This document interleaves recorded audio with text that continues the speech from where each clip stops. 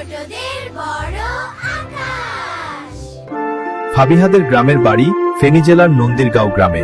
ফাবিহা তার মা, বাবা, দাদা, দাদুর সাথে থাকে। ফাবিহার সবচেয়ে প্রিয় সময় রোদেলা বিকেল। এই বিকেলেই ফাবিহা কত কত খেলা। ফড়িং দৌড় কুতকুত, বিকেল মানে ফাবিহার আনন্দ। যখন সে ঘুম থেকে উঠল, বিকেলের লাল আলো উঠোনের কার্নিশে বিশ্রাম নিচ্ছিল।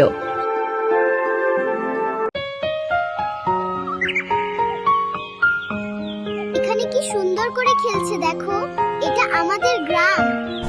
ফাবিহা ঘুম থেকে উঠে কায়দা হাতে নিয়ে মক্তবের দিকে চলল।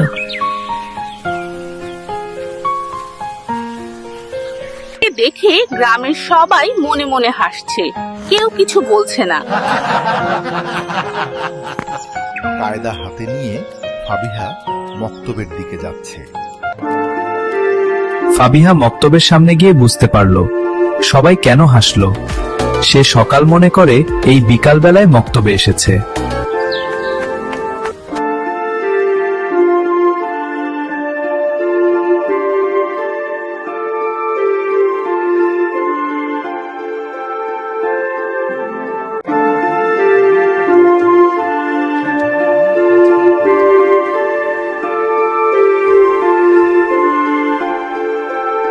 একদিন নন্দীরগাঁও গ্রামে একটা বড় ঝড় আসলো।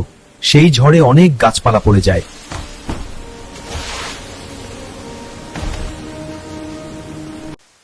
মানুষজন সবাই যার যার ঘরে আশ্রয় নিল।